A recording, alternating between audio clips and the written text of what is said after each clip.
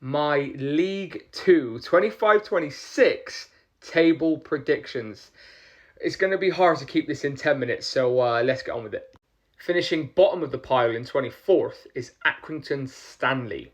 They were relegated from League 1 in 22-23. Then they finished 17th in League 2.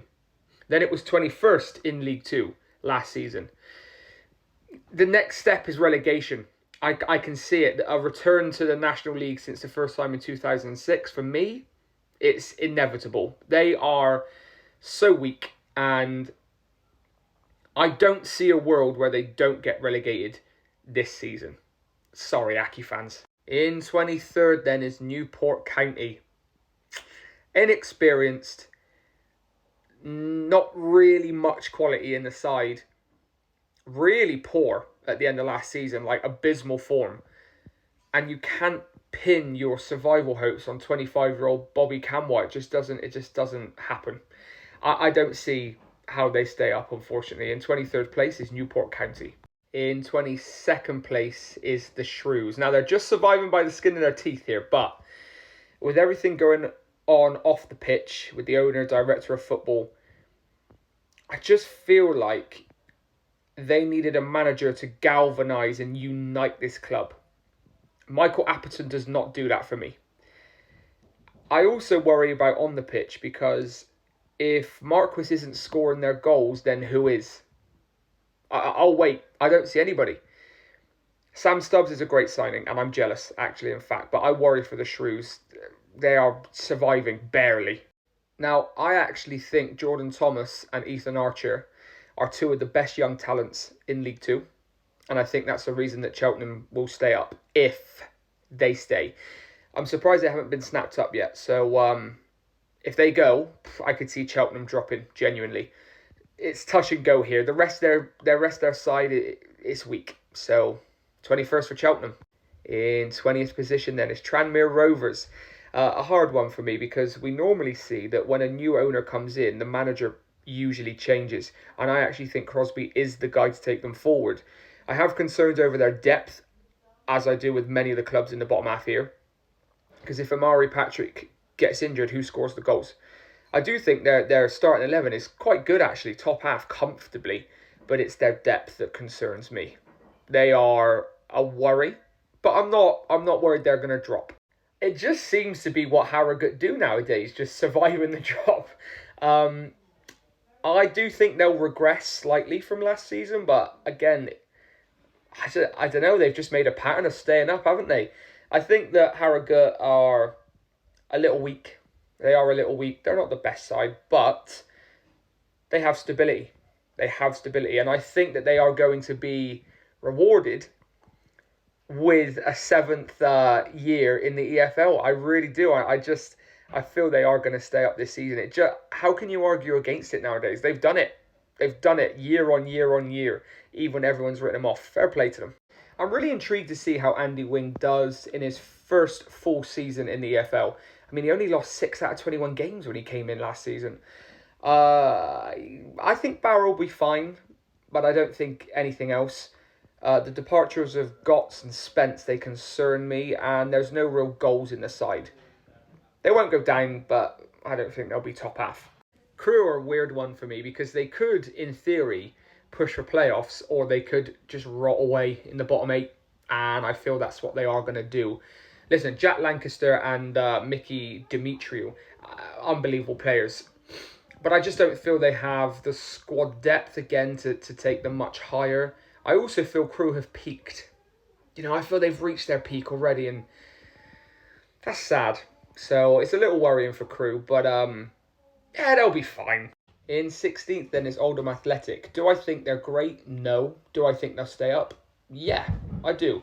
Like I say, they're not great individually, but they are the epitome of a team. The side is ageing, but never underestimate what momentum can do in football. That was my door slamming. Never underestimate what momentum can do in football, because I feel like they are going to stay up pretty comfortably, actually, as well. But a couple more additions are probably needed just to give you that flair, I'll be very blunt with this one. It's the manager. It just is the manager. That's why they're 15th for me. What a weird appointment that is. Dean Brennan led these boys to 102 points last year in the National League. Ridiculous. And I think his style will suit League Two. Barnet, for me, kind of won't go more than top half. I've seen some people putting them up in the playoffs. I don't think that's a possibility. But I think they'll stay up, and I think they'll stay up comfortably. Callum Stead, baller. I just feel like the quality in League Two is going to be a little more than in the National League, and I feel that when that ball gets turned over, they'll be pipped off a few more times than they did last season. But they'll be fine, absolutely fine. Last year was Walsall's year, and they blew it. I don't think I've ever seen a more calamitous fall off than the Saddlers last year. And I think that, unfortunately, they're on a bit of a losing streak. So I do expect a bit of a drop-off next year. It's going to take a lot for them to rally and go again.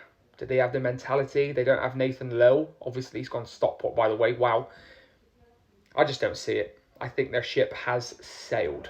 Even with the signing of Pelly, Ruddock and Panzu, I still think Cambridge aren't going to be challenging. I just don't see it. Again, like Michael Owen will say, if you don't score goals, you don't win games.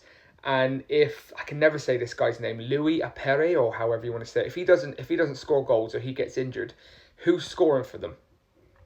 An injury-prone Shane Lavery? I don't see it. Ryan Loft? No, thank you. So they're just weak. They just look weak, in my opinion, and I just don't see them finishing much higher than this. Neil Harris is the biggest asset they have at that club, and he can pull out wonders, but I don't see it this season. Carl Robinson's sides are always in and around it. They always are. And I think if everything clicks this season, they could be again. I just feel their side is very young and a little bit inexperienced. So they were hard to place, actually, Salford.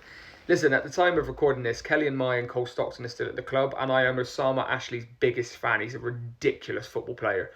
I could see it, but I'm maybe playing a little bit safe here. In 10th then is Crawley Town.